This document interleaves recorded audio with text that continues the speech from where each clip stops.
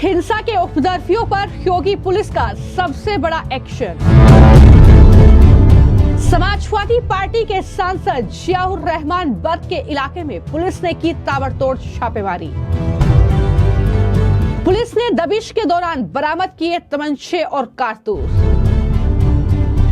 उत्तर प्रदेश के संभल में भड़की हिंसा को लेकर अब योगी पुलिस का जबरदस्त एक्शन लगातार जारी है। अब हिंसा में शामिल उपद्रवियों की तलाश में पुलिस ने संभल में छापेमारी की है। लेकिन बड़ी खबर यह है कि दरअसल संभल के जो स्थानीय सांसद हैं, समाजवादी पार्टी के नेता जियाउर रहमान बर्ग के आवास जो है उसके आसपास के इलाकों में ये हिस्ट्री सीटर बदमाशों की तलाश में पुलिस ने छापेमारी की है। जानकारी के मुताबिक एसपी कृष्ण कुमार बिश्नोई और एडिशनल एसपी के साथ पुलिस की 3 अलग अलग टीमों ने ये दरअसल स्थानीय सांसद के आवास के आसपास ही इलाके में छापेमारी की है, जिसमें बताया गया है कि 13 घरों में दबिश दी गई है, जिसमें उपद्रवियों की तलाश भी पुलिस कर रही है जिन्होंने इस हिंसा को अंजाम दिया है।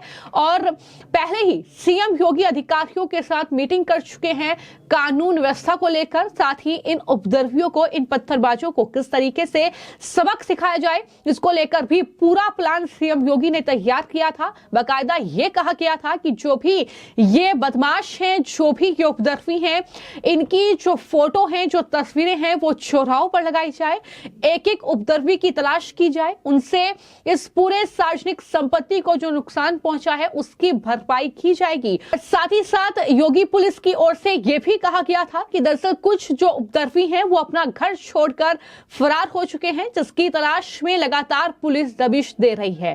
तो इस पूरी घटना को लेकर सबसे पहले सुनिए कि संभल के जो एसपी हैं कृष्ण कुमार बिश्नोई, उन्होंने क्या कुछ जानकारी दी है इस छापेमारी के दौरान, किस तरीके से तमंचे और कारतूस उनके हाथ लगे हैं और किस तरीके से ये छापेमारी पुलिस के जरिए की गई है, जरा सुनिए।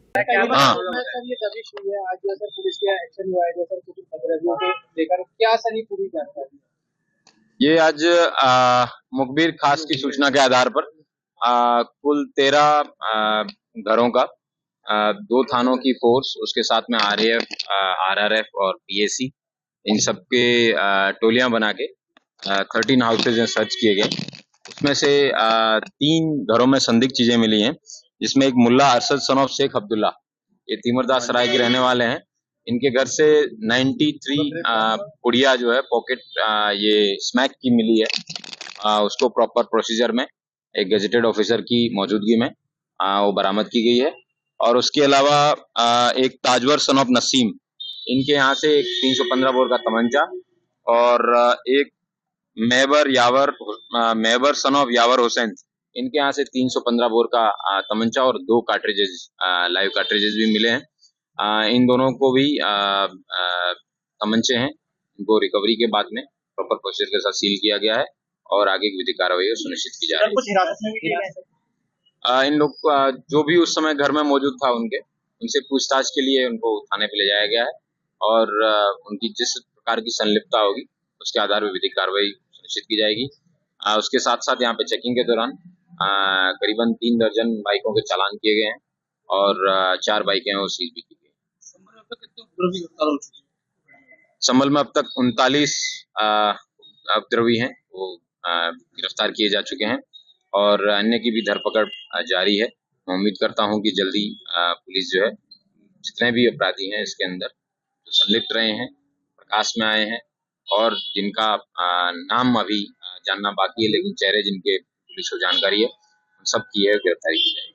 Thank you. तो आपने संभल के एसपी कृष्ण कुमार बिश्नोई को सुना, जिन्होंने पूरी जानकारी इस छापेमारी, इस दबिश को लेकर दी, जिसमें उन्होंने ये बताया कि दरअसल पुलिस के एक्शन से किस तरीके से उपद्रवी जो हैं वो दरअसल कांपे हुए हैं, किस तरीके से ये एक्शन चल रहा है। और उन्होंने जानकारी दी है कि दबिश के दौरान एक हिस्ट्री सीटर बदमाश के घर से स्मैक की 90 से ज्यादा पुड़िया बरामद की गई है। तस्वीरें आपके सामने हैं, किस तरीके से पुलिस बल के के साथ वहां पर जो है ये छापेमारी की गई है और वहीं 2 घरों में दबिश के दौरान 315 बोर के 2 तमंचे मिले हैं और कारतूस बरामद हुए हैं। इस दबिश के दौरान एक युवक को भी गिरफ्तार किया गया है, ये भी जानकारी निकलकर सामने आई है। तो कुल मिलाकर ये लगातार एक्शन हम देख रहे हैं, जहां एक तरफ चंदौसी में हमने देखा कि बुलडोजर की कार्रवाई हुई, तो वहीं दूसरी तरफ अब जो उपद्रवी हैं इस हिंसा के, जो पत्थरबाज हैं, उनके खिलाफ भी लगातार इस तरीके से ये पूरी छापेमारी कह सकते हैं, दबिश कह सकते हैं, चल रही है। बता दें कि शाही जामा मस्जिद में सर्वे के दौरान ये हिंसा भड़की थी, जिसमें 4 लोगों की मौत हो गई थी, जबकि दर्जनों लोग घायल हुए थे। उपद्रवियों द्वारा कई वाहनों को आग के हवाले कर दिया गया था। इस घटना के बाद से पुलिस हिंसा में शामिल लोगों पर एक्शन ले रही है और जियाउर रहमान वर्क समाजवादी पार्टी के संभल से सांसद हैं, उन पर भी इस पूरे मामले को लेकर FIR दर्ज हुई है। उन पर आरोप यह है कि उन्होंने लोगों को भड़काया है, उकसाया है, जिसके बाद ये पूरी हिंसा इस तरीके से भड़की है। ये प्री प्लान सब कुछ था, ये भी जानकारी इस पूरे मामले में निकलकर सामने आई है। तो अब ये देखना होगा कि पुलिस ने जो वर्क के आवास के आसपास ये छापेमारी की है, जो इसमें कारतूस बरामद किए गए हैं, उसके बाद किस तरीके से इस पूरे मामले में एक्शन होता हुआ अब नजर आता है। फिलहाल आपकी इस पूरी खबर को लेकर क्या राय है, हमें कमेंट बॉक्स में जरूर लिखें। धन्यवाद। कि मैं कतई इस बयान के इसलिए खिलाफ हूं क्योंकि जो हिंदुस्तान हमारा प्रदेश और देश जो चलेगा वो किसी माइनॉरिटी और मेजोरिटी के हिसाब से नहीं, बल्कि वो चलना चाहिए कानून के हिसाब से, संविधान के हिसाब से। जो हमारे देश का कानून संविधान है और पब्लिक के हिसाब से अगर प्रदेश और देश चलने लगेगा तो फिर हमारे कानून का और उसका मतलब संविधान का क्या मतलब रहेगा।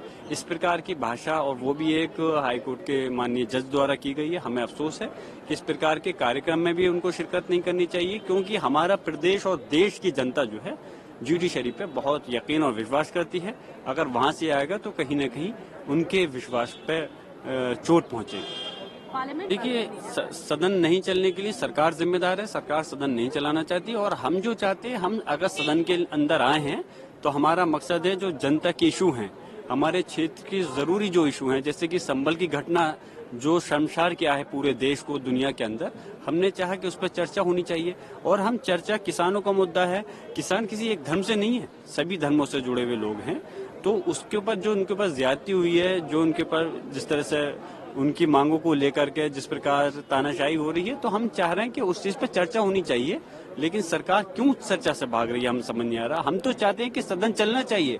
आज भी हम लोग स्पीकर साहब से मिले हैं कि सदन हम चलाना चाहते हैं और हम चाहते हैं कि उस पर चर्चाएं, जो मुद्दे हैं उन पर चर्चा कराएं। मुद्दे अलग हो सकते हैं, ऐसा नहीं है कि जरूरी नहीं कि सबके मुद्दे एक हो। हम जिस चीज को, मुद्दे को अहम समझ जाए, जरूरी समझ रहे हैं। हमारी पार्टी ने पहले संभल के मुद्दे को काफी तवज्जो दी, अहमियत दी, उसको हमने खास तौर से उठाया। और अब उसके बाद हम देख रहे हैं कि किसानों का एक बड़ा इशू आया है, तो हमने उसको मुद्दा बनाया है।